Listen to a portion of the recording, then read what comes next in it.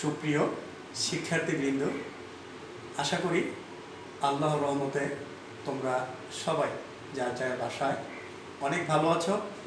আল্লাহর রহমতে তোমাদের দোয়ায় আমিও অনেক ভালো আছি। মাধবদী বিশ্ববিদ্যালয় কলেজের পক্ষ থেকে তোমাদেরকে অনলাইন ক্লাসে স্বাগত জানাচ্ছি।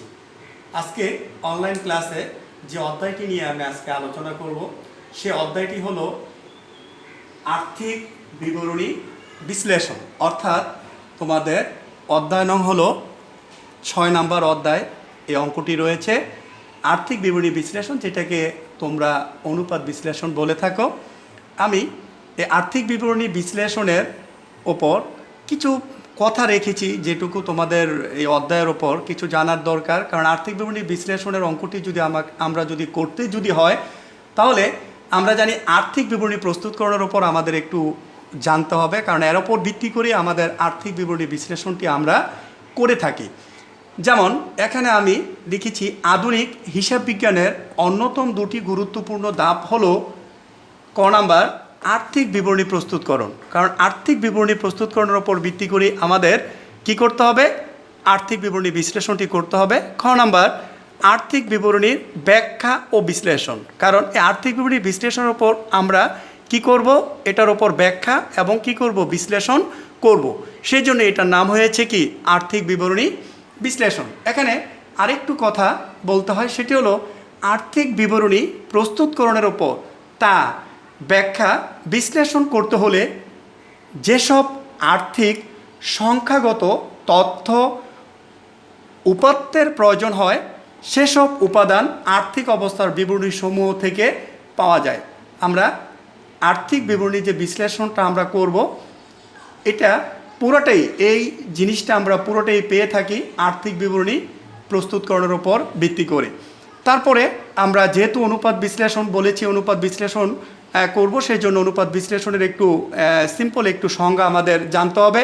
এখানে অনুপাত বিশ্লেষণ কথাটি রয়েছে, অর্থাৎ অনুপাত লেখা আছে অনুপাত নিচে একটি সংখ্যা হলেও এর দ্বারা দুটি বিষয়ের মধ্যে পারস্পরিক এবং প্রাসঙ্গিক তুলনা করাকে বোঝায়। পরস্পর সম্পর্কযুক্ত দুটি বিষয়ের মধ্যে তুলনামূলক পর্যালোচনার জন্য পরিমাণগত ও সংখ্যাগত সম্পর্ককে অনুপাত বলে। অর্থাৎ আমরা অনুপাত যে বিশ্লেষণ করব, অনুপাতের একটা সংজ্ঞা এখানে লিখেছি। এখানে কিন্তু গুরুত্বপূর্ণ যে বিষয়টি হলো যে পরস্পর সম্পর্কযুক্ত দুটি বিষয়ের মধ্যে তুলনামূলক পর্যালোচনা, অর্থাৎ দুটি বিষয়ের উপর তুলনামূলক, অর্থাৎ এখানে যে দুটি বিষয় রয়েছে, একটি আর্থিক বিবরণী প্রস্তুত করো, আরেকটা হলো আর্থিক বিবরণী ব্যাখ্যা ও বিশ্লেষণ। এই দুটি বিষয়ের উপর আমরা কি করব? তুলনা করব এবং পর্যালোচনা করে পরিমাণগত এবং সংখ্যাগত সম্পর্ককে সংখ্যাগত সম্পর্কটা আমরা এখানে তৈরি করে দেখাবো। তাহলে এই দুটির মধ্যে যে সম্পর্ক, অর্থাৎ সংখ্যাগত এবং পরিমাণগত যে সম্পর্কটা আছে, সেটি আমরা পর্যালোচনা করে আমরা অঙ্কের ভিতরে দেখাবো। তারপরে আমরা যে অনুপাত বিশ্লেষণ আমরা করব, এই অনুপাত আমরা কিভাবে প্রকাশ করতে পারি, কতভাবে আমরা প্রকাশ করতে পারি। তো অনুপাত প্রকাশ এখানে লিখেছি সাধারণত 3 ভাবে হিসাব অনুপাত প্রকাশ করা হয়। যেমন খাঁটি অনুপাত, গুণন বা ভার অনুপাত, শতকরা হার অনুপাত। তাহলে আমরা 3 ভাবে আমরা কি করতে পারি? আমরা অনুপাতকে প্রকাশ করতে পারি। একটি হলো কি? খাঁটি অনুপাত, আরেকটি হলো কি? গুণন বা ভার অনুপাত, আরেকটি হলো শতকরা হার অনুপাত। এই 3 ভাবে আমরা অনুপাতকে আমরা প্রকাশ করতে পারি। এরপর আমরা যে অঙ্কটা করব, অর্থাৎ এই আর্থিক বিবরণী বিশ্লেষণ অর্থাৎ অনুপাত বিশ্লেষণটা যে আমরা করব, এখানে আমাদের অনেকগুলো সূত্র, অর্থাৎ অনেকগুলো সূত্র আমাদের কিছু ধারণা থাকতে হবে, আমাদের পড়তে হবে, অর্থাৎ বই থেকে আমাদের এই সূত্রগুলো কিছু আয়ত্ত করতে হবে। আমি কতগুলো সূত্র এখানে লিখেছি। প্রথম যে সূত্র বলি, প্রথম যে সূত্রটা সেটা হলো চলতি অনুপাত। তো চলতি অনুপাতের সূত্র হলো চলতি সম্পদ ভাগ চলতি দায়। তো আমরা জানি চলতি সম্পদ চলতি দায়। চলতি সম্পদ সম্পর্কে তোমাদের কম বেশি সবারই ধারণা রয়েছে, যারা অর্থাৎ একাদশ শ্রেণী থেকে যারা দ্বাদশ শ্রেণীতে অর্থাৎ ফার্স্ট ইয়ার থেকে যারা সেকেন্ড ইয়ারে উঠবে, তাদেরও কিন্তু চলতি সম্পদ এবং চলতি দায় সম্পর্কে কিছুটা ধারণা রয়েছে। তড়িৎ অনুপাত, তড়িৎ অনুপাত এখানে একটু জিনিস আবার একটু বলে নেই আমি তোমাদেরকে। চলতি অনুপাতের যে আদর্শ যে মানটি রয়েছে সেটি হলো কত? 2:1। এটা হলো 2:1। তারপরে তড়িৎ অনুপাতের আমাদের যে সূত্রটি রয়েছে এটা হলো তরল সম্পদ তরল দায়। তাহলে তরল সম্পদ এবং তরল যে দায় রয়েছে, এখানে তোমাদের একটি প্রশ্ন জাগতে পারে, তরল সম্পদ তরল দায় আমরা কিভাবে স্যার পাবো? সুপ্রিয় শিক্ষার্থীবৃন্দু, তোমাদেরকে বলবো চলতি সম্পদ, তোমরা যে চলতি সম্পদটা চলতি অনুপাতের মধ্যে যে মূল্যায়ন করবে, ওই চলতি সম্পদের ভিতরে যদি সমাপনী মজুত পণ্য ও অগ্রিম যদি কোনো খরচ যদি থেকে থাকে, সেখান থেকে চলতি সম্পদ থেকে যদি সমাপনী মজুত পণ্য ও অগ্রিম যে খরচটা রয়েছে এটা বাদ দেওয়ার পরে যে রেজাল্ট আসবে, যে এন্টিটি অর্থাৎ যে মানে হলো যে ইয়াটা আসবে, সেটি হলো আমাদের তরল সম্পদ চলতি দায়। তাহলে চলতি দায়ের মধ্যে তোমরা জানো একাধিক এন্ট্রি থাকে। এই এন্ট্রির মধ্য থেকে যদি ব্যাংক জমাতিরিক্ত কথাটি যদি থাকে, সেখান থেকে আমরা যদি চলতি দায় থেকে ব্যাংক জমাতিরিক্ত কথাটা বাদ দেই, তাহলেই আমাদের তরল দায় চলে আসবে। তাহলে তরল সম্পদকে যদি আমরা তরল দায় দিয়ে যদি আমরা ভাগ করি, তাহলে আমাদের তড়িৎ অনুপাতটি চলে আসবে।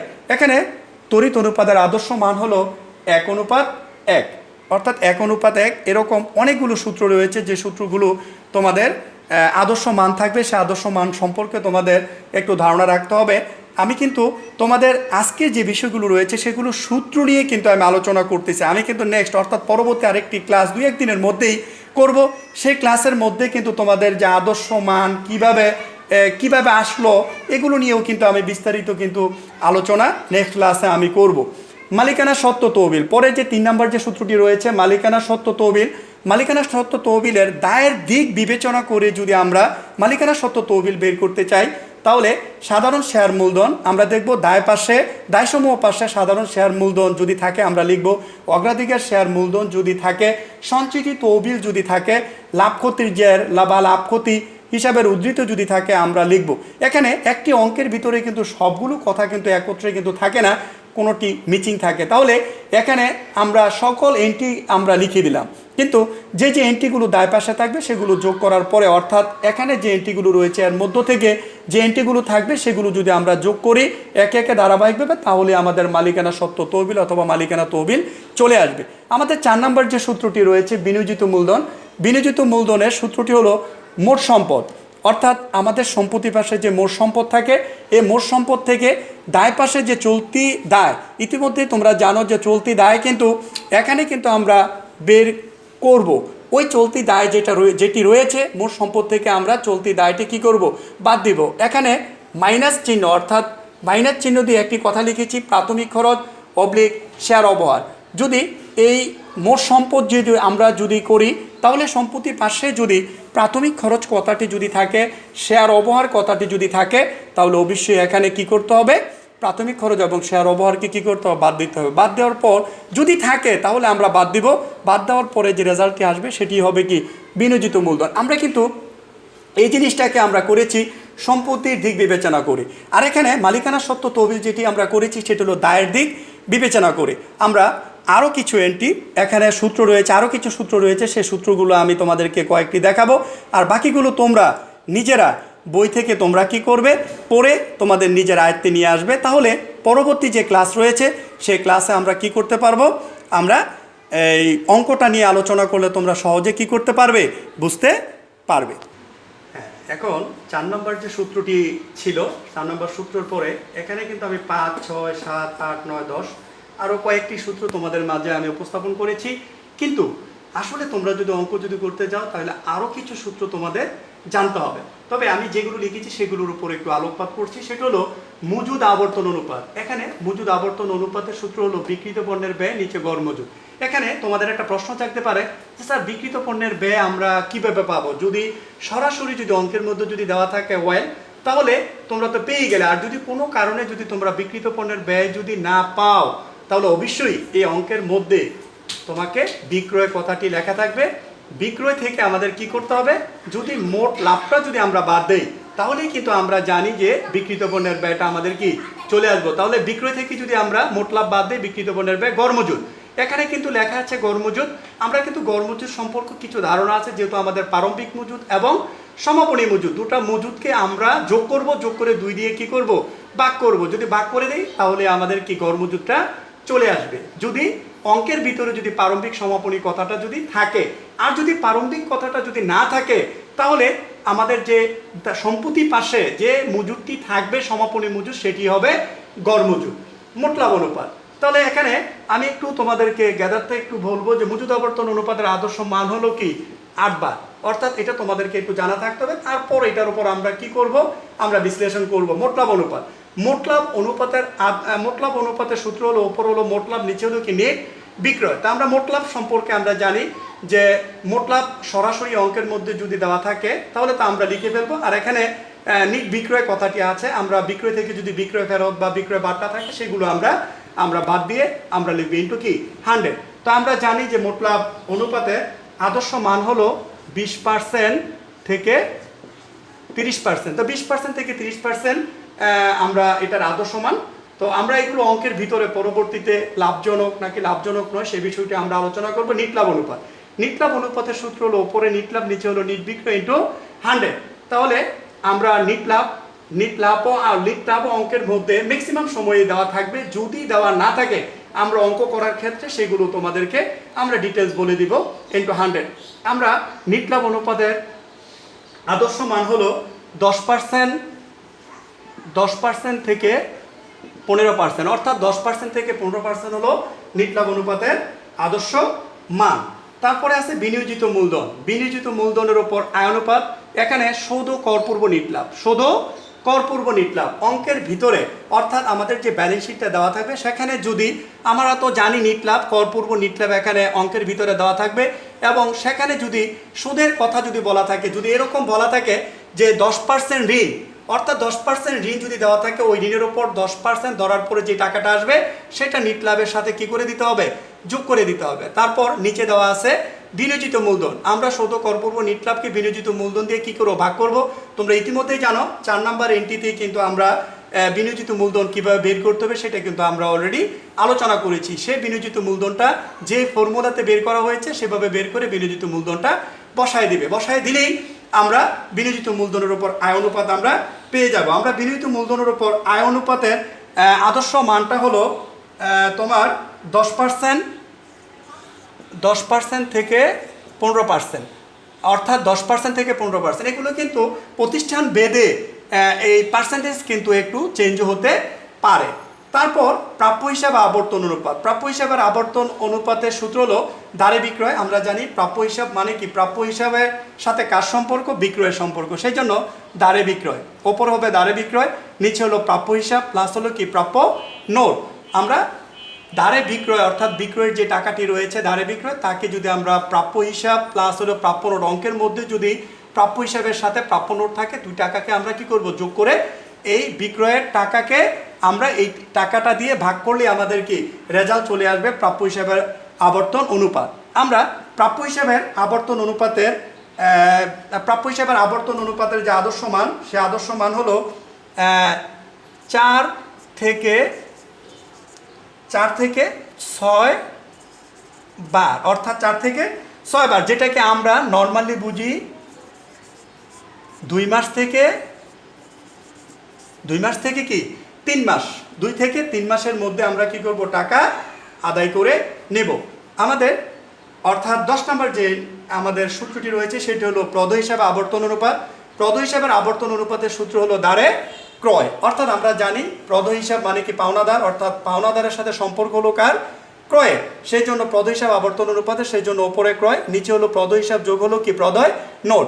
যদি প্রদ হিসাব থাকে তাহলে আমরা ডাইরেক্ট প্রদ হিসাব লিখবো, যদি প্রদয় নোট থাকে তাহলে দুটাকে যোগ করে আমরা দারে ক্রয়কে আমরা এই দুটা এন্ট্রি যোগ ফলে যে রেজাল্ট আসবে এটা দিয়ে ভাগ করার পর যে রেজাল্টটা যে উত্তরটা আসবে সেটি হয়ে যাবে আমাদের প্রদ হিসাবে আবর্তন অনুপাত। প্রদ হিসাবে আবর্তন অনুপাতের আমরা জানি আদর্শ মান হলো 6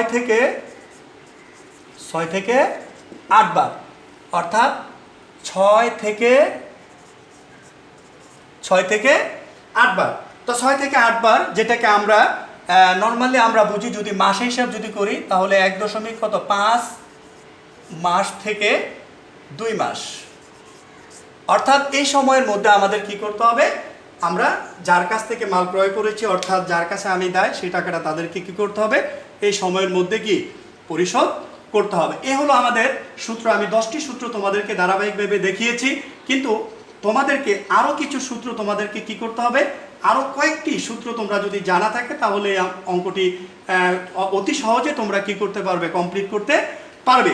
অর্থাৎ তোমাদের বইয়ে, অর্থাৎ যে বইটি আমরা পাঠ্য করেছি এই বইয়ের অর্থাৎ দ্বিতীয় খণ্ডের মধ্যে অর্থাৎ 16 নম্বর পৃষ্ঠার মধ্যে অর্থাৎ এই সূত্রগুলো তোমাকে ধারাবাহিকভাবে কত নম্বর পৃষ্ঠা, 16 নম্বর পৃষ্ঠা, অর্থাৎ তোমাদের বইয়ের 16 নম্বর পৃষ্ঠা, অর্থাৎ 16 নম্বর পৃষ্ঠায় এই সূত্রগুলো কি ধারাবাহিকভাবে দেওয়া রয়েছে। অর্থাৎ যে সূত্রগুলো আমি আলোচনা করেছি, বাকি যে সূত্রগুলো রয়েছে সেই সূত্রগুলো তোমরা কি করবে, একটু বাসায় দেখবে, পাশাপাশি একটু আদর্শ মান সম্পর্কে একটু ধারণা নেবে। আর যখন আমি অঙ্ক নিয়ে যখন তোমাদের মাঝে যখন আমি আলোচনা করব, তখন এই আদর্শ মানগুলো আমি কেন লিখেছি সেগুলো নিয়েও আমি ডিটেলস কি আলোচনা করব। অর্থাৎ এই সূত্রগুলো তোমরা বাসায় একটু ভালোভাবে চর্চা করবে, তাহলে তোমাদেরকে নিয়ে অঙ্কটি আমি অতি সহজে নেক্সট অর্থাৎ পরবর্তী যে ক্লাস রয়েছে সেই ক্লাসে আমি সুন্দর করে তোমাদেরকে বোঝাতে পারবো। সেই পর্যন্ত তোমরা এই সূত্রগুলো নিয়ে বাসায় প্র্যাকটিস করতে থাকো। আশা করি তোমরা এই প্র্যাকটিসের মধ্য দিয়ে অঙ্কটি আমরা কমপ্লিট করতে পারবো, অধ্যায়ের অঙ্কটি। সেই পর্যন্ত তোমরা ভালো থেকো, সুস্থ থেকো। আজকের মতো এখানেই বিদায় নিলাম। সবাই সুস্থ থেকো।